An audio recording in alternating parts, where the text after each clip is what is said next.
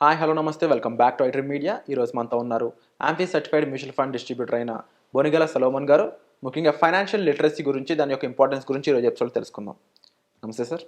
నమస్తే అండి విరాట్ గారు. ఫైనాన్షియల్ లిటరసీ అంటే ప్రతి ఒక్కరికి కూడా ఫైనాన్షియల్గా మనం చేయాల్సిన పనులేంటి, చేయకూడని పనులేంటి, అందులో కూడా చాలా కాన్సెప్ట్స్ ఉన్నాయని వింటూ ఉన్నాం. దీని యొక్క పూర్తి వివరాలు చెప్తారా సార్? చూడండి విరాట్ గారు, మనం మన ఐడ్రీమ్ ఛానల్ ద్వారా ప్రజలకి, పేదవారికి కానీ, మధ్యతరగతి వారికి కానీ, ఈవెన్ ధనవంతులకు కూడా ఫైనాన్షియల్ లిటరసీ ఇవ్వడానికి ట్రై చేద్దాం.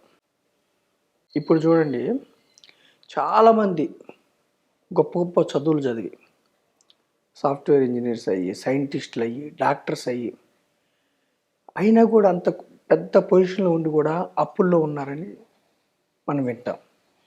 ఇది కేవలం ఫైనాన్షియల్ నాలెడ్జ్ లేకపోవటం వల్లే. ఎంత సంపాదిస్తున్నారని కాదండి, ఎంత డబ్బు మీరు సంపాదిస్తున్నారని కాదు, ఎంత మీరు ఇన్వెస్ట్ చేస్తున్నారు.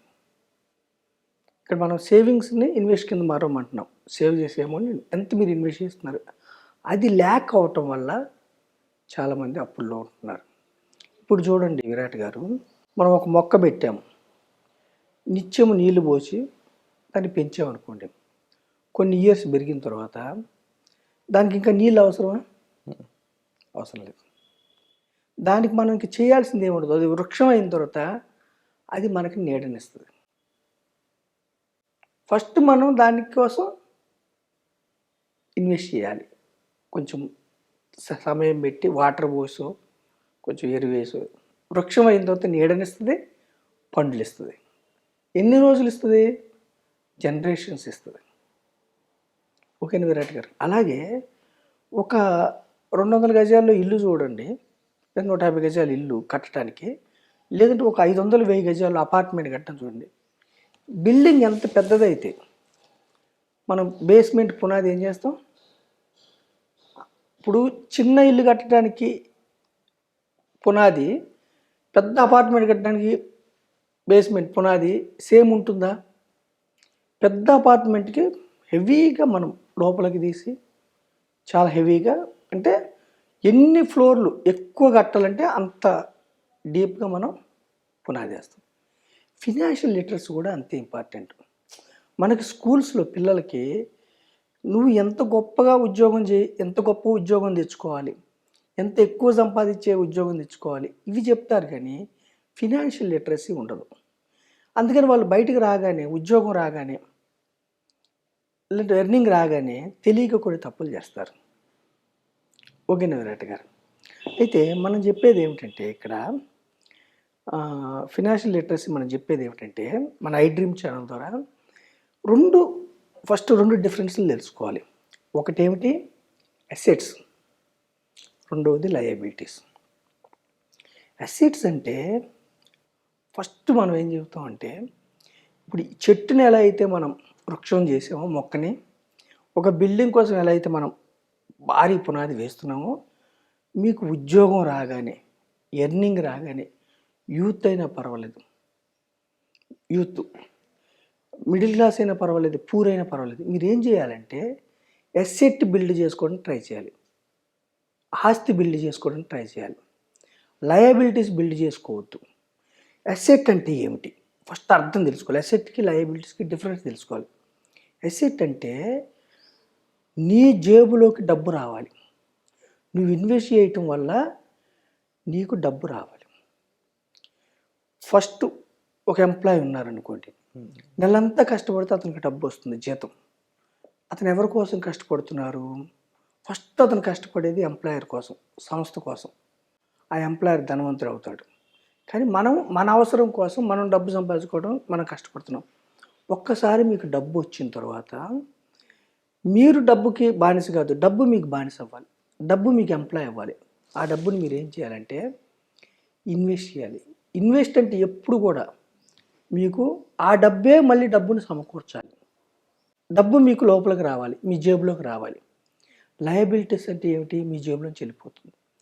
ఇప్పుడు లయబిలిటీస్ యూత్ చేసే పెద్ద మిస్టేక్ ఏమిటంటే విరాట్ గారు, 25 ఇయర్స్ తర్వాత 25 to 30 జాబ్ వచ్చింది అనుకోండి, సొంత ఇల్లు లేదు, ఆ యొక్క ఎమోషన్లో డౌన్ పేమెంట్, ఇప్పుడు ₹1,00,00,000 ఇల్లు ఉందనుకో, డౌన్ పేమెంట్ 10-15 లక్షలు లేకపోయినా ఒక పర్సనల్ లోన్ తీసుకొని మళ్ళీ డౌన్ పేమెంట్ కట్టి మళ్ళీ housing loan, personal loan, housing loan, credit card, car loan ఇవి తీసుకుంటే, అసెట్ బిల్డ్ చేసుకోకుండా తీసుకుంటే మనం ఇల్లు మనదైంది అనుకుంటాం, కానీ అది ఎక్కడ ఉంటుంది? అది బ్యాంకులో మార్ట్గేజ్లో ఉంటుంది. అంటిల్ అండ్ అన్లెస్ మన యొక్క లోన్ పూర్తయ్యే వరకు అది బ్యాంక్ అధీనంలో ఉంటుంది. ఈఎంఐలు మనం వచ్చే జీతంలో అది ₹1,00,000 వస్తుందా జీతం, 2 లక్షలు వస్తుందా, 3 లక్షలు వస్తుందా సెకండరీ.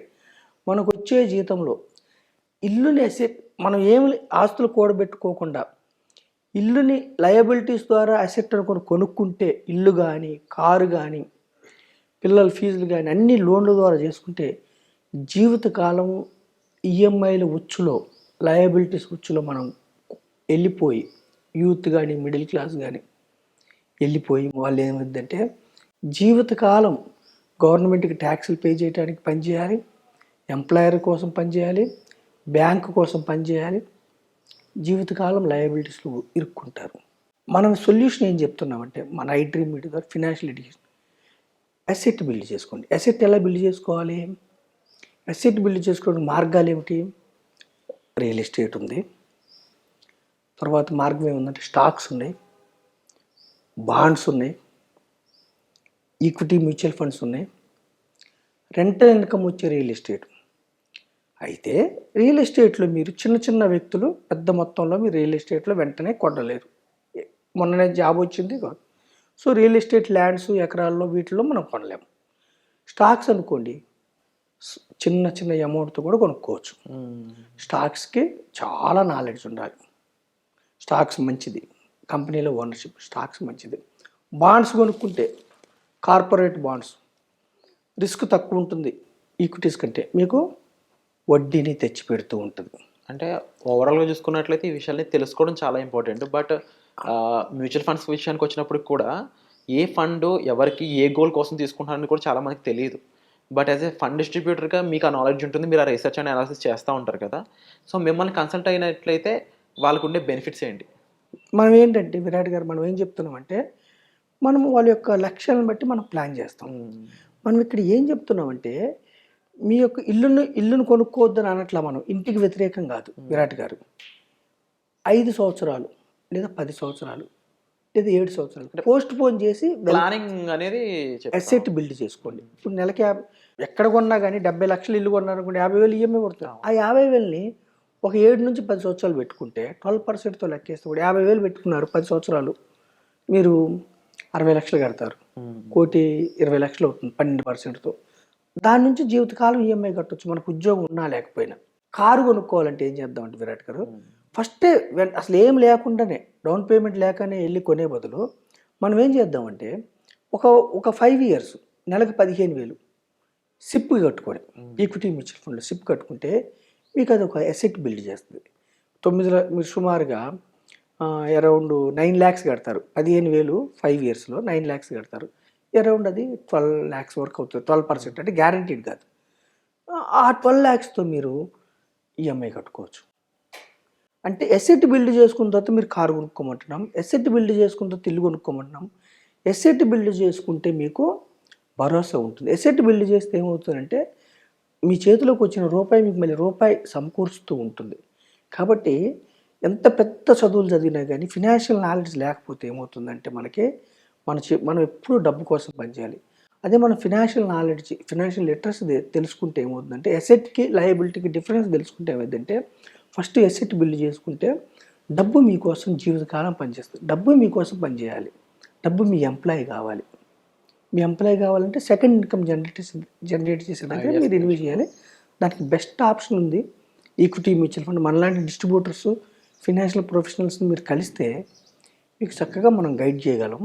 సో ఫినాన్షియల్ లిటరసీ అనేది మనకు చాలా ఇంపార్టెంట్. అందుకే మన ప్రజలకు అందించే అవేర్నెస్ మనం ఐడ్రీమ్ ద్వారా ఇస్తున్నాం. Thank you so much sir. And తప్పకుండా దీనికి సంబంధించిన విషయాలు మరిన్ని ఎపిసోడ్ ద్వారా మీరు అందజేయాలని మనస్ఫూర్తిగా కోరుకుంటున్నాం. Thank you so much. Thank you అండి విరాట్ గారు.